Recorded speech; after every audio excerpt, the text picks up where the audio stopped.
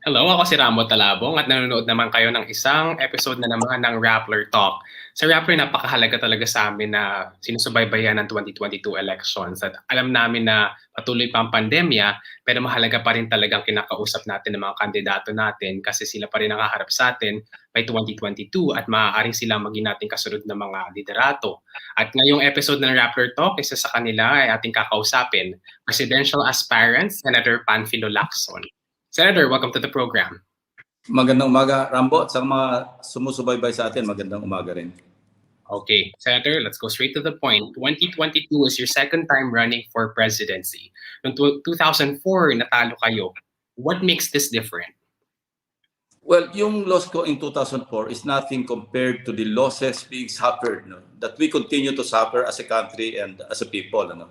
Tuloy pa rin naman yung corruption, andiyan pa rin yung criminality, at saka napakaraming problema. Katunayan, pagpasok ng pandemya, lalo pang lumobo yung mga problema natin. So, sa tingin ko, hanggang naandyan yung mga problema, ako patuloy akong lalaban.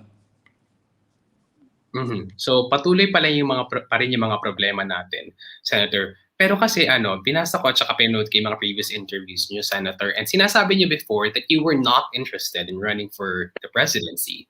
What changed? Ano nagbago? Yun nga, sa dami ng problema kasi as a legislator, exposed kami doon sa mga problemang nakikita natin. Minsan meron pang incompetence na element.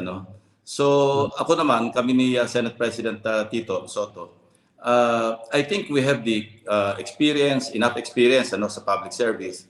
And sabihin na natin, alam namin na competent kami at saka alam namin na kaya naming magpatakbo ng gobyerno sa haba ng panahon na aming pinagsilbi. Senator, I'm pretty sure you have not forgotten 2004. Are there any lessons from that time that you're going to bring into 2022? Yeah, one lesson is ulila kami noon. Ako, isa lang yung aking senatorial candidate, si ngayong Governor Carlos Padilla. At wala akong partido, independent. At ang kaharap ko noon, di ba, sina FPJ, sina GMA, na naandyan lahat ng resources ng gobyerno, particularly yung dating Pangulong Arroyo. At noon talagang napatunayan na naman yung Hello Garci na nagkaroon ng malawakang dayaan. At saka yung panahon noon, traditional yung campaigning.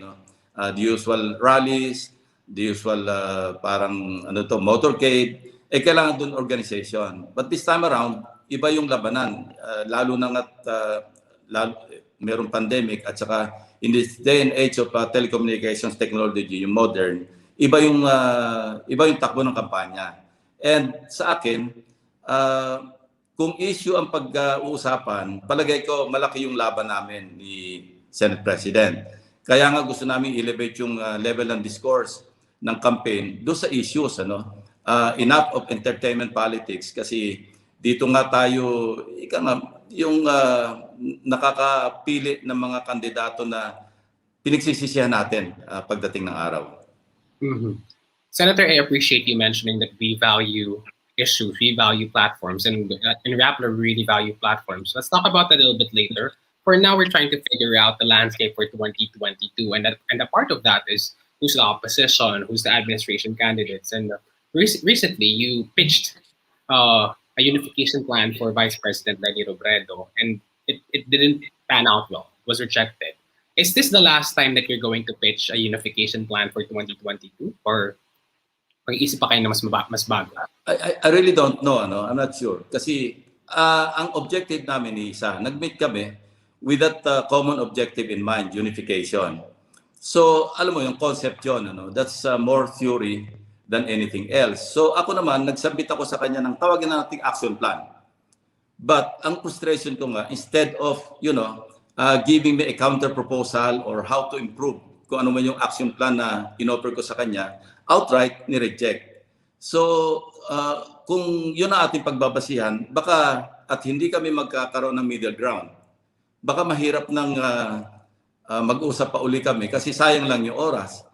Dahil yun ang disappointment ko. Ang inasahan ko sana sagot niya, sige pag-aralan natin yan, i-consult ko sa aking mga supporters, mga advisors kasi hindi ganyan kasimple. And I admit, talagang may complications yung aking proposal.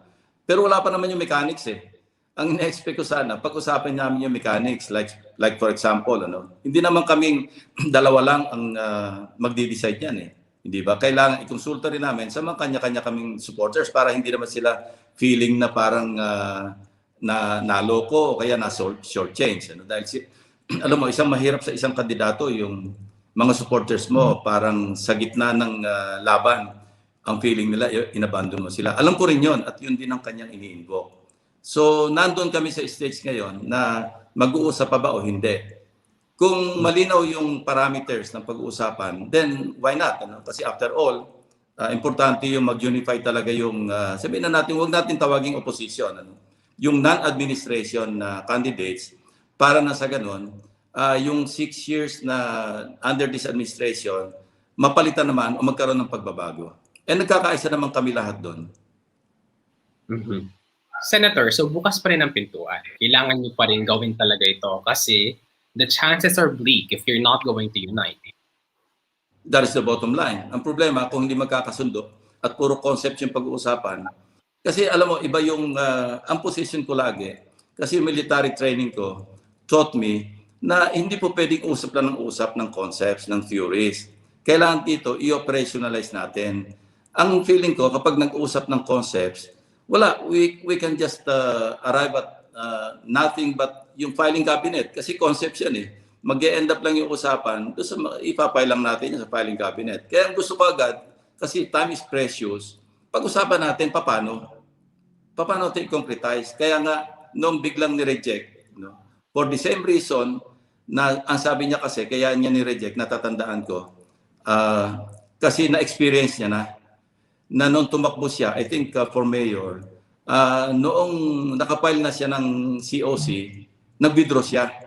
Pero ang experience niya, may mga bumoto pa rin sa kanya, so na-stray votes. So ngayon, that is the same reason na sinasabi niya na hindi pwedeng pag nakapile na aatras pa. Parang hindi ko ma-reconcile yun na Rambo. Mm-hmm. So merong parang past trauma si Vice President Lenny Robredo and kayo naman parang it's not a problem for you. Now for me, Senator, because right now you and Senate President, of course, Vicente Soto, you are pretty much dead set for 2022. How will this fit in place in a unification plan? Are you still willing to relinquish your own candidacy because you're pitching the relinquishment of other candidates? Ikaw at saka si Senate President, pwede ba kayong pakawalan yung inyong pagtakbo? That's hard to tell. Depende sa situation. Kaya nga, yung exploratory usapan namin talks with the Vice President, and even Senator Pacquiao, we had a chance to talk to him before he left for the States. Yan din ang takbo ng usapan, paano magkakasama-sama. Pero hanggang hindi tayo umaabot to sa tinatawag kong action plan, walang mangyayari sa usapan kasi puro theories ang usapan natin, walang mararating. So, let's see. I cannot answer that question until magkaroon ng malinaw na pag-uusap doon sa mga non-administration candidates o at least yung mga pumupostura. Kasi sa ngayon naman, kami pa lang naman dalawa ni Senate President ang umaamin na tatakbo. Yung iba naman, hindi pa naman sila nagsasabi officially na tatakbo sila. Katunayan, September 8, yung aming launch event. And sigurado magpapile kami sa October 1 or hanggang October 8. And we are sure to campaign starting February 9. Ganon ang situation. But to answer a hypothetical question, mahirap sagutin yan na Rambo. Okay, so you're not willing to commit to saying yes or no if you're willing to relinquish your own candidacies. Okay. I think that's situational yan depending nga sa situation. Mahirap sabihin, yes, I'm willing to relinquish yung aming quest. Mahirap din sabihin, hindi na. Kasi mabilis yung mga developments. Yun nga, ang unang experience nga namin, medyo hindi maganda. Kasi nga, nag-uusap ng unification, pero parang nip in the bud, ika nga, wala nangyari.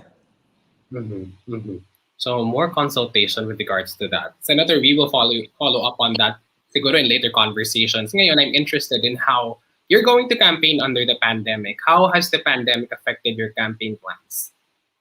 This is something new, Kasi even yung 2019 midterm elections, walang pandemic. Remember, 2020 tayo tinamaan. So we are in the process of adjusting and adapting to the situation. Kasi hindi rin maiwasan na hindi ka magta-touch base doon sa mga supporters mo on the ground. So how do we do that? Ano? Yun ang we're trying to figure out with the help of our campaign staff at saka yung aming mga advisors. Wala pa rin plans tayo na figure out, Senator Lacson. May mga Meron. nakakausap ko that they are going to shift to social media. And of course, when you talk about social media, pumapasok sa inyo yung pagpasok ng mga keyboard warriors. Meron din ba kayo iniisip na ganang strategy? Hindi, as we speak, meron naman mga nag-volunteer. Ano, ito nga nakakatuwa, very encouraging, na meron talaga mga nag-volunteer na mga, sabihin na nating supporters. Ano? Yung iba nga hindi namin kilala, nalalaman na lang namin na they are volunteering their services, even resources in this regard. So we are, or we have consolidated, we have started consolidating yung mga volunteers na yan. But ang gusto lang namin talaga, iangat yung level ng discourse. Kasi yung iba, alam naman natin, obvious naman ito, yung ibang sabihin natin kakandidato, may mga trolls eh. So kami, ayaw namin ng gano'n na parang you will resort to personal insults, tapos impertinent naman yung mga comments. So that's the reason why, nabanggit ko na rin ito na, you know, I start blocking pagka-obvious naman trolls kasi I think to this date, mahigit 2,000 na yung nabablock ko. But siguro good 85 to 90% of that, mga trolls talaga. Madali naman ma-identify yung trolls copy and paste. Pagkatapos parang ang pattern ng kanilang mga comments o yung kanilang mga replies sa mga tweets or kung saan man sa social media platforms, ang layo doon sa usapan. So, And I don't regret it. Ako, advocate ako ng free speech. Pero pag alam naman natin na intention lang na i-ruin yung day mo, insultuhin ka para ikahon ka doon sa makipagbakbakan kasi hindi mo naman alam kung ano yung purpose o hindi mo alam kung tao ng totoo o ito, makina lang yung mga keyboard warriors, di ba sayang yung oras? Mas maganda pag-usapan yung issues. Ako, I have responded to some criticisms sa social media platforms, pero issue ang pag-uusapan namin. Sinasagot ko sila, pero pagka obvious naman na iba na yung tumbok ng mga responses, sorry na lang kasi wala naman akong time kasi marami rin tayong trabaho. So, Senator, you're against the use of keyboard warriors, of trolls, to feed up anger or discourse for your own campaign. And you will also be telling your supporters not to employ trolls. Tama ba? Yes, tama yun. Kasi what's good for the goose, dapat yun yung treatment sa gander, di ba? Kasi kung ayaw mo, this is one thing na may pagmamalaki ko rin, na maski nung nag-chief ako ng PNP, lagi in-emphasize ko yung leadership by example. Kasi you cannot, if you cannot practice what you preach, then kalimutan mo na yung pagiging leader mo. Kasi kung ikaw mismo nagbabiolate ng mga pinatutupad mo sa mga tauhan mo, what for? What's the essence of leadership? Di ba? Okay. And ngayon, mahirap magkampanya, Senator, kasi hindi kayo makapag-personal handshakes and you're vulnerable because you're above 70 years old, right? Paano yung strategy nyo? So you have social media. Where else will you put your resources and time for to expand your base? First, Rambo, I'm a young 73 years old. No. I'm a young 73-year-old. Kaya hindi ko problema yung physical exertion. Pangalawa, yes, talagang kailangan, sinabi ko nga kanina, kailangan mag-adapt tayo doon sa prevailing conditions sa ating bansa or sabihin na natin buong mundo. Kasi you cannot go around as much as you want to go around. Yan ang situation. And ano lang naman yun parang par for the course pare-pareho lang naman yung situation namin. So, ganon. But, to go down to the level, yung gutter na gusto ng mga iba, yung at least mga supporters, I'm not saying na alam ng mga principal nila yung ginagawa ng mga supporters. Pero talagang minsan, hindi mo talaga magugustuhan yung ginagawa ng ibang supporters. For example, noong nagkaroon kami ng, wag natin sabihin sagutan ni Vice President Lenny, talaga yung attacks, talagang hindi mo talaga maintindihan. At saka obvious naman kung saan nanggagaling. Senator, let's talk about messaging, your own branding for 2022. Sinasabi nyo na kayo senior in this campaign, ikaw at saka si Senate President, marami na kayong experience sa gobyerno. Pero syempre, itatanong dyan, ang tagal nyo na sa gobyerno, bakit hindi nyo binago habang nandyan pa kayo? Ang dami namin nagawa. Siyempre, nung chief PNP ako, ang dami ko rin naman na ipakita na kaya nga highest approval rating yung PNP in history. At natigil yung mga kotong, tapos yung disiplina ng pulis. I think I have the track record to show. And nung senador naman ako, napakita ko rin how integrity can serve well our people. Ako yung nag-spearhead ng laban sa pork barrel. Alam mo naman yung pagkadating sa Kongreso, sa legislature, yung pork barrel ang number one symbol ng corruption. I don't need to expound anymore. And hindi naman ako tumatanggap ng lobby money. In fact, on several occasions, may mga tinanggihan na mga ganyang offer. So, yun lang ang pwede ko maipagmalaki in terms of my public service. I can face anyone kasi I cannot understand for the life of me how people can face, halimbawa in a committee hearing, na parang pinapagalitan yung mga resource persons. Pagkatapos, yung parang ang banat mo sa kanila for misuse of public funds, parang sa'yo rin ang tama. I cannot imagine going out of my house, looking myself in the mirror, na meron akong attendan na committee hearing. Pagkatapos, hindi ako yung, ibig sabihin, wala akong karapatan, wala akong moral ascendancy to question yung mga misuse of public funds sa mga committee hearings. So that's where I am right now. And I'm proud of my public service. All my 50 years, sabi na almost 50 years kasi sa military, sa police, at saka sa Senate. Okay, you're proud about your integrity, your public service. Now, let me give you a hardball, Senator Lacson. And I think ito papaulit-ulitin itong itanong sa inyo bilang tatakbo kayong Pangulo, as far as we know. You are branding yourself as the General ng Bayan. Talagang pinagmamalaki niyo that you're for peace and order, crime, following the law. But then, one hole in your career, as in nawala kayo literally, is in 2010, 2011, nung naging kayong fugitive, you yourself avoided the arms of the law. Does that not contradict the image of you being General ng Bayan, itong taong pinagpamalaki na sumusunod ako sa batas, pero ikaw mismo, umilag ka sa batas for a big chunk of your life, for over a year? Okay, Rambo. I was a fugitive from injustice. Alam kong I was being set up.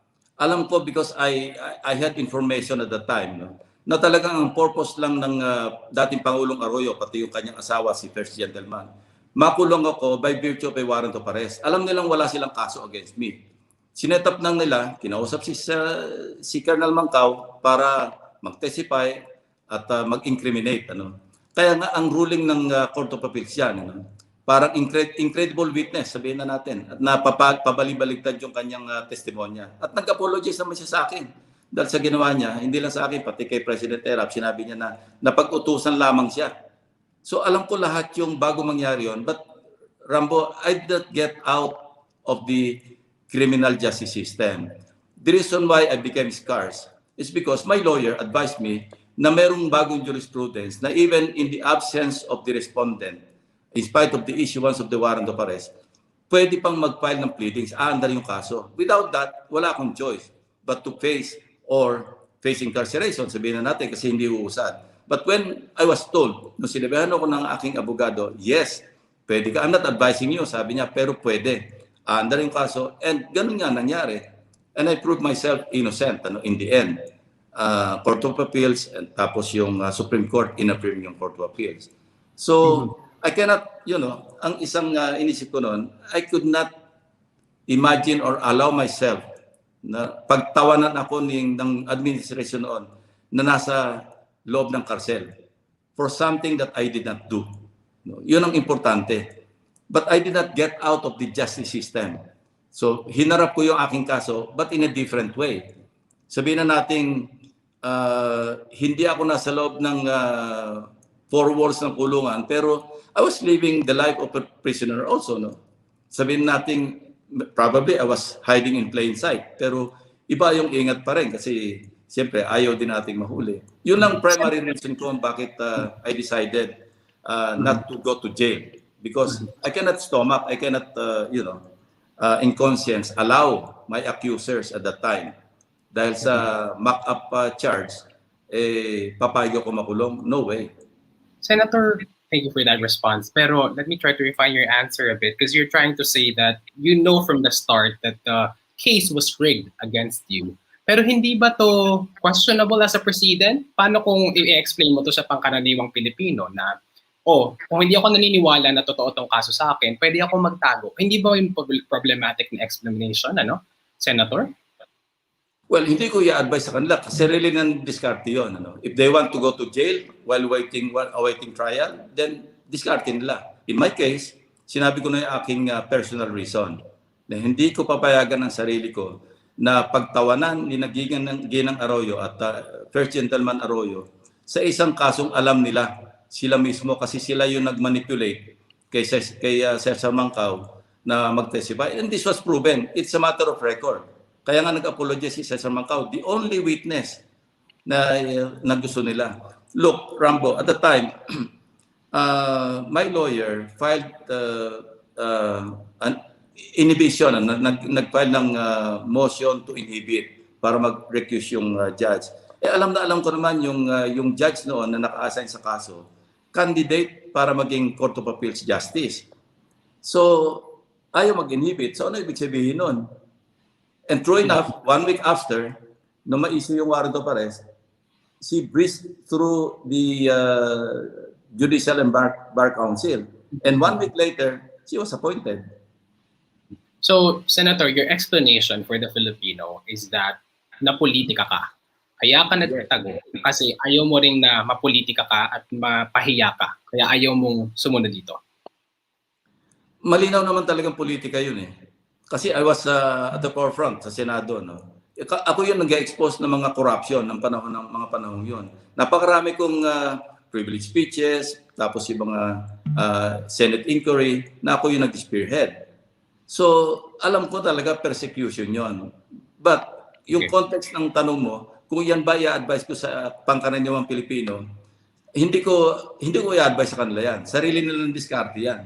But I'm just telling them na mayroong jurisprudence, merong Supreme Court ruling na inaalaw na maski, kasi nung araw, before that Supreme Court ruling, hindi ka po pwedeng maabsuelto sa kaso hanggang hindi ka nagpapasailalim ng jurisdiction ng korte. Meaning, you have to surrender yourself doon sa pag na-issuean ka ng warrant of arrest. Nag-iba naman yung jurisprudence kasi pwede talagang labanan yung kaso maski wala ka.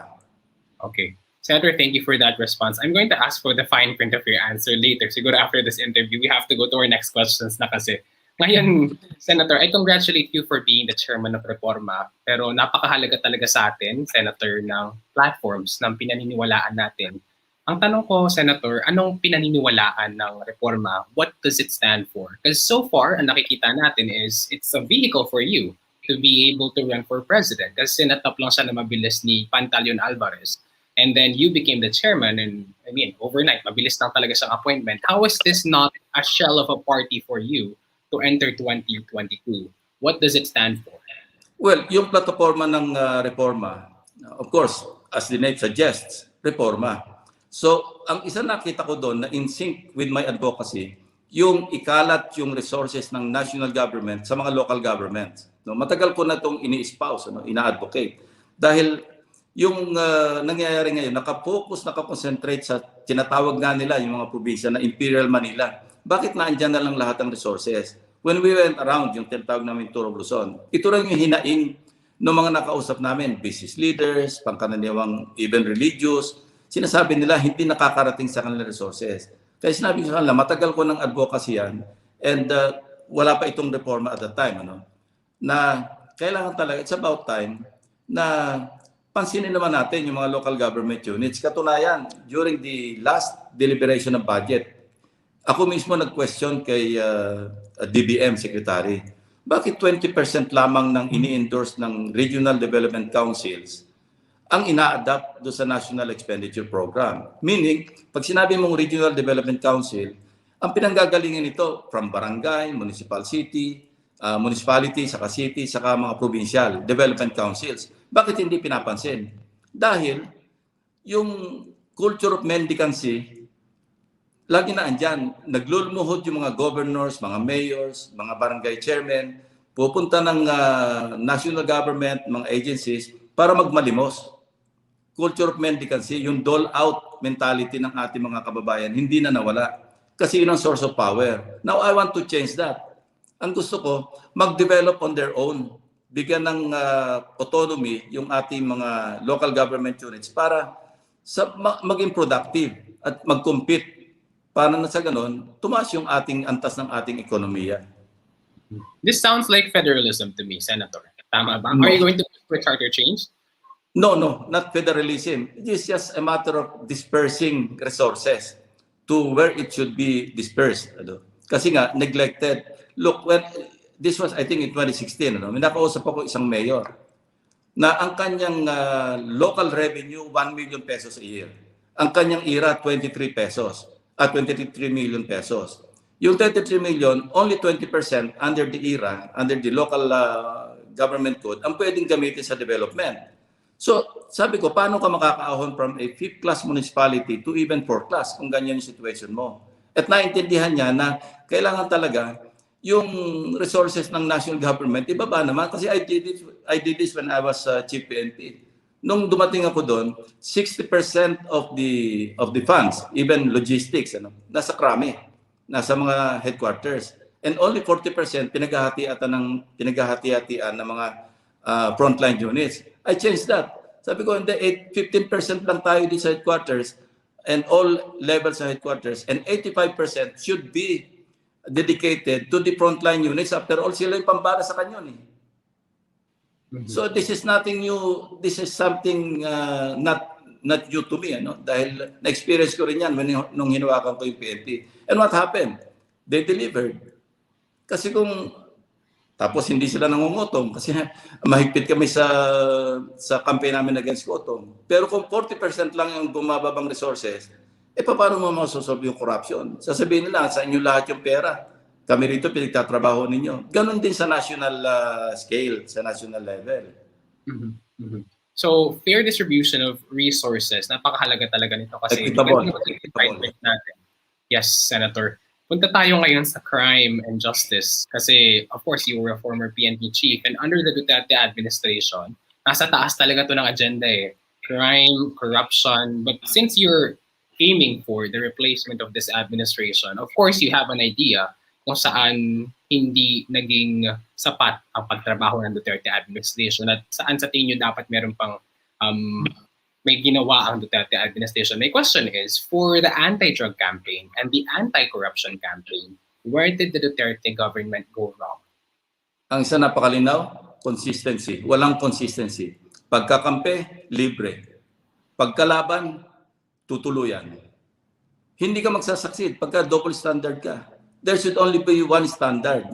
Pag ito, dinugtong mo doon sa leadership example, kung ano yung ginagawa mo, ito yung pinipreach mo, I think dyan tayo magsasucceed. And I did that when I was chief PNP. I led by good example. Kasi hindi naman ako tumatanggap sa waiting noon. Hindi ako nagkakat sa mga procurement ng PNP. Alam ito ng mga suppliers. If there's one supplier in the PNP during my time that would say na ginatasan sila under my leadership sa PNP, then I'm willing to face him or her. So wala kaming ganyan noon. Talagang isa lang na standard. I had this regional director who was a friend of mine. We grew up together sa serbisyo. Regional director. When I found out that he was on the take, I removed him and I subjected him to summary dismissal proceedings. Walang kaibigan kasi once na nakita ng mga subalterns mo, nakita ng mga subordinates mo na dalawa yung standard, siyempre, yung malalapit sa'yo, wala, malakas tayo kay bossing. Ganyan na nangyayari ngayon. There's no consistency. Senator, can you give me instances kung saan napaka-glaring nitong inconsistency na to? Because hindi rin naman pwede ako yung flat out kung saan ba naging inconsistent ng administration. Sa'yo, ano yung mga glaring and dapat bigyan ng pansin natin na, inconsistency pala yun? Kitang-kita ito sa mga Senate inquiries namin. Take the case of yung sa Leyte. Hindi ba? Malinaw yung pinatay sa loob ng kulungan. O nasaan na yung opisyal? Di ba na-reassign lang? Pagkatapos, buong Senado, nagpasa kami ng resolution dahil worried kami doon sa pandemic. Anong ginawa? di ba para may agimat, hindi mapalit-palitan? In spite of 14 senators, majority of the senators signing a resolution calling for the either resignation or replacement. Sabihin na natin, Secretary Duque, anong ginawa ng administration? Wala. Sarado yung tenga, sarado yung mata. Kasi malapit. Or for some other reason or reasons. So inasasabi kong, pag wala kang consistency, you will never succeed in any program na papasukin mo. Did you see this in the early parts of the Duterte administration's implementation of the drug campaign? Or from the start ba nakita mo na ay, inconsistent to? No, as this administration yung ano nila progresses, may nakikita kami mga ganon. And ako, kaya nga hindi ko matanggap na ina-accuse ako na enabler, because my records would show how I called out the president several times. In fact, binabalikan nga ako, di ba? Ako mismo kino-call out. Pero ako, I only base my criticisms on issues. Hindi ako nagre-resort sa personal insults. Yung iba kasi, personal na insulto nila kay President Duterte, sa akin, hindi naman ako sang-ayon doon. Kung merong kailangang issue na dapat i-call out mo, mag-criticize ka, I do it. Pero kung kailangan namang i-praise o kaya i-defend, I also do it. What's wrong with that?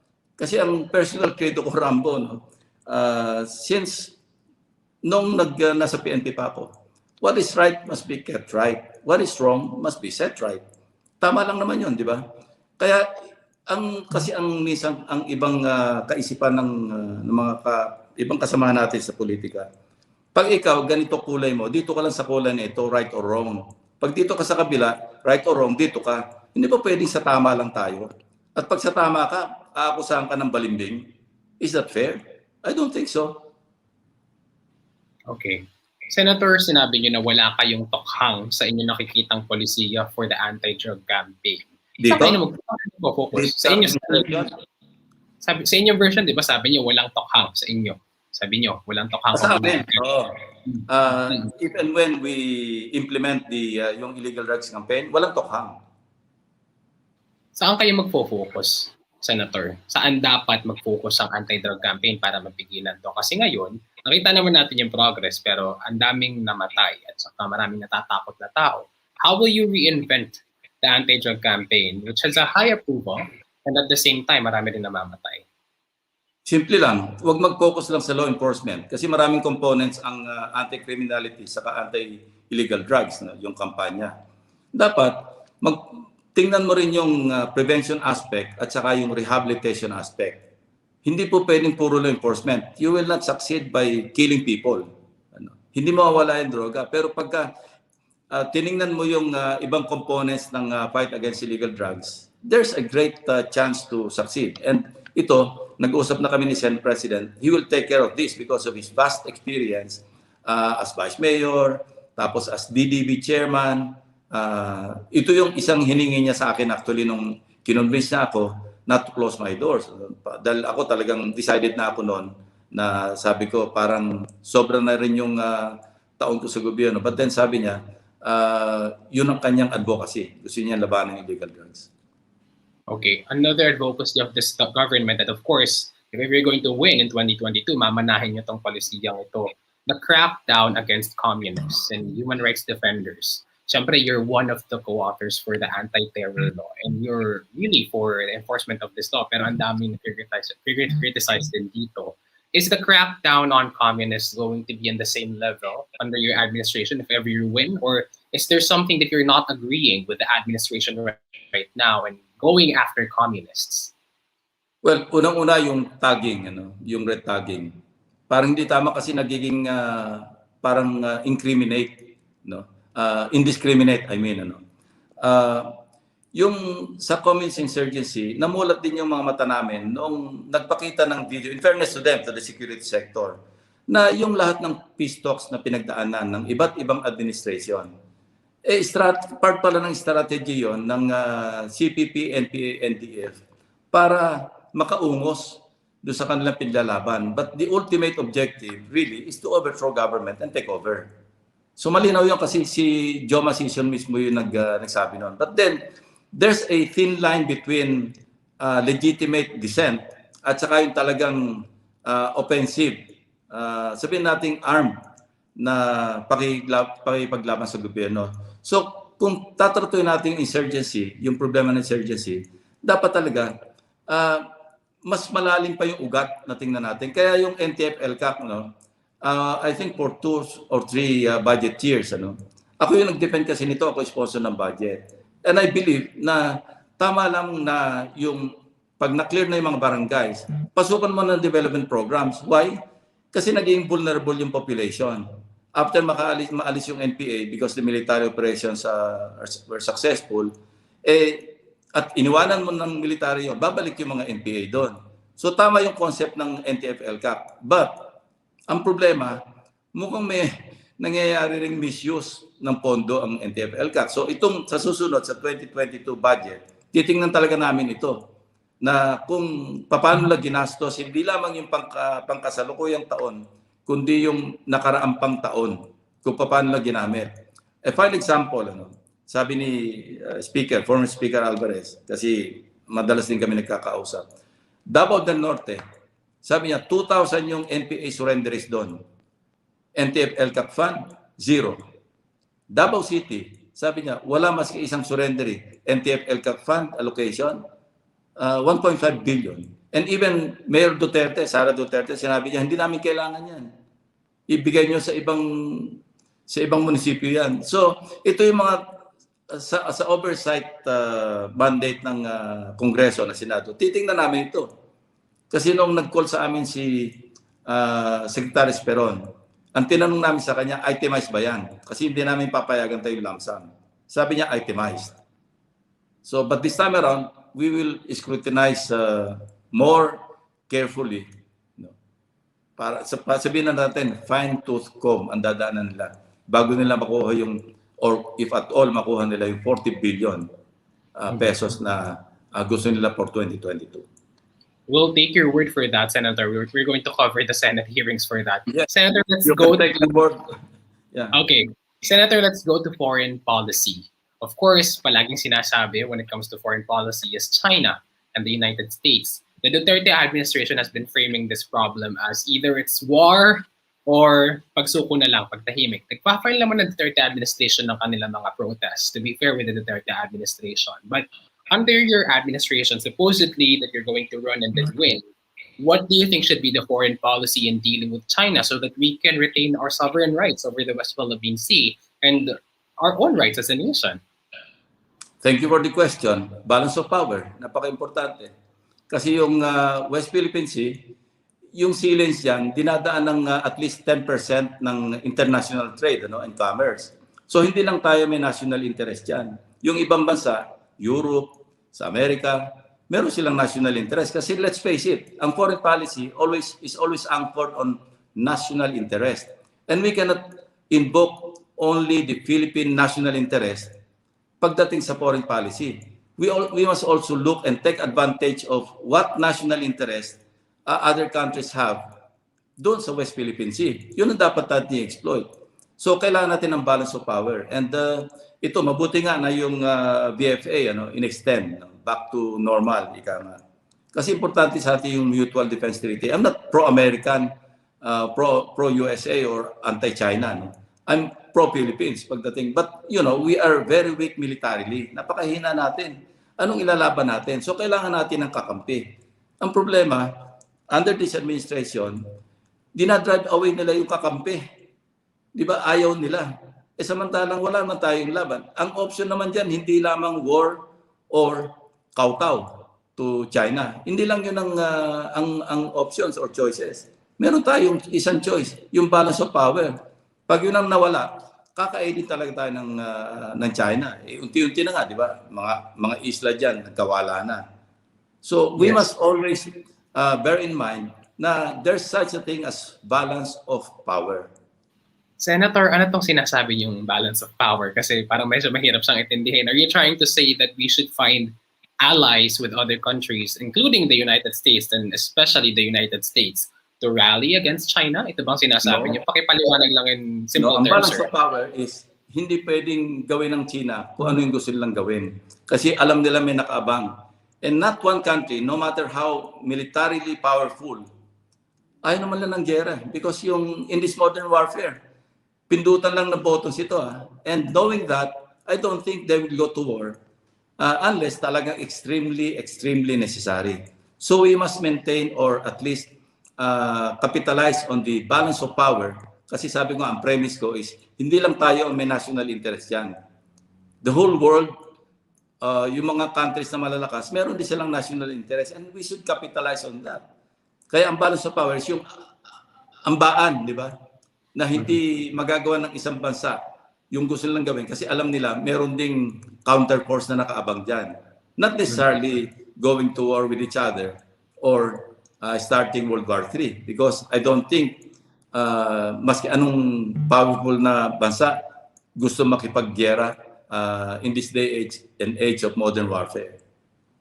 So anong itsura nun, Senator? Magde-deploy tayo ng mas maraming Navy ships doon? Because you're saying that even if China is aggressive there, they want to maintain the balance of power. Kahit na maglagay tayo dyan ng maraming barko, they will Hindi not... tayo. Hindi tayo. Balance of power meaning we should open, yung foreign policy natin should always be geared towards our national interest. Nagamitin natin yung parang proxy na dahil meron naman tayong existing na mga bilateral agreements with the United States, Australia, even Japan. Tapos maski yung European Union, di ba, countries, they're willing to also maintain their presence there. Kasi nga, trade and commerce ang pinag-uusapan. So hindi naman, ang ibig sabihin ng balance of power, hindi tayo makikipagbalanse. But there are a lot of opportunities na pwede nating magamit para ma-invoke natin yung tinatawag na balance of power. Ito yung girian. Ika nga, kasi kung walang nakikigiri na iba, talagang kakainin lang tayo, lalamunin tayo. Wala tayong kalaban-laban. Tapos, yung mga pronouncements pa natin, parang defeatist pa, di ba? Na baliwala yung arbitral ruling victory natin. Yun, hindi nakakatulong yun. Pero kung ini-invoke natin lagi yun, anyway, it's there, it's permanent, but it's not enforceable. Tama si Presidente doon. So, hindi na nga enforceable, pero alam mo, nagbasa ako ng literature tungkol sa mga victory sa mga arbitral rulings. Ano? Only time will tell kung kailan aatras yung natalo. Meaning, natalo na pero ayaw magpa-implement. Anong number one cause? International pressure. That we don't aspire for. Wala tayong ina-aspire na international pressure on China para i-withdraw nila at kilalanan nila yung arbitral ruling. No? Walang ruling na naipatupad sa pamamagitan ng giyera at saka madugo yun. So kailangan natin ng maraming kakampi dito para yung bansang China, ma-realize nila na parang nag-iisa sila dahil yung ruling, maraming gustong tumulong para ipatupad. Okay, Senator. Let's go to the imagined presidency of Senator Lacson kung sino ka kung naging kang Pangulo. Ang gusto ko munang tanongin, Senator Lacson, if you win as president is, what do you think about the militarization of the government under the Duterte administration? Ang daming mga former generals, former colonels na ina-appoint sa mga posts kahit na hindi naman sila masyadong experienced. If ever you win as president, will you do the same thing? Or do you agree with President Duterte's idea that military men are trustworthy and they are disciplined enough for these roles? No, putting the right men do sa tamang job description, yun ang key. No? Regardless kung abogado ba yan, doktor ba yan, military ba yan, hindi dapat nating itingnan kung saan ang galing. Ang tingnan natin, ano ba yung capability, ano ba yung qualification, ano ba yung competence ng tao ilalagay mo doon sa pwesto. Ang karamihang pagkakamali, maraming pagkakamali ng even yung past administrations, ang nangingibabaw yung loyalty ba? Minsan nakakalimutan na yung competence. That's why we see people in government na alam nating walang competence and yet they're there because they're close. They're friends with the president. I think that should stop. Alam mo, ang Singapore kaya sila successful, si Lee Kuan Yew, kasi talaga ang nilagay niya sa mga pwesto, yung tamang tao, hindi dahil sa pakipagkaibigan. I'm not saying that we should go the way of Singapore, but we have our own ways kung paano i-uplift yung standard ng ating government. Kasi, alam mo, let's face it, what is the biggest problem of this country? Sa akin, it's government, bad government. And the solution lies in the face of the problem itself. It's good government. Ganon din ako sa PNP noon eh. Tinanong ako ng mga media sa Krami. General, ano yung nakikita yung number one problem ng PNP? Ang bilis ng sagot ko eh. Sabi ko, PNP. Ang solusyon dyan, PNP rin. Magre-reforma kami sa sarili namin and we can solve a lot of problems. So nang nawala yung kotong sa kalsada, nawala bumalik yung disiplina ng pulis, ang dami namin na-solve na problema. Hindi lamang sa PNP, kung hindi sa society. Bumaba nga yung presyo ng mga gulay nun eh. Kasi naglalaan yung mga vegetable dealers, yung mga traders, as high as 3,000 pesos a day para sa kotong, para sa checkpoints. So what did I do? I dismantled all checkpoints. Kaya ngayon, hanggang ngayon, yung mga matagal ng yung nakinabang nung araw, hanggang ngayon nagpapasalamat sila sa akin. Na nung araw daw, na nawala yung kotong, ang laki ng naganansya nila. Translated, alam mo, maliit na bahagi lang yon. Pero na-translate yun, medyo bumaba ang kulay ang presyo ng mga bilihin sa mga markets kasi walang kotong. Yung mga chuper, jeepney drivers, first time daw sila nakapag-Christmas party. I think this was in 2000 or 1999. Ngayon lang kami Christmas party kasi ang nasisip ng bawat driver sa isang araw noon, 300 pesos. Hindi ako nagsasabi nito. Sila yung nagsabi sa akin na ganyan yung experience nila. No, when I got out of the PNP, slowly, nagbalikan. Okay. We have discussed your policy pronouncements and also your belief for the past, how long? 47 minutes. I have my last question, Senator, and I really appreciate your time for this. Fill in the blanks. It's pretty much a simple question. Si President Duterte, he really pushed for anti-crime, anti-drugs. So President Duterte is a president against crime and drugs. Before him, we have Philippine President Benigno Aquino, who was against corruption. How about a President Panfilo Lacson? Senator Panfilo Lacson, President Panfilo Lacson, is a president for what?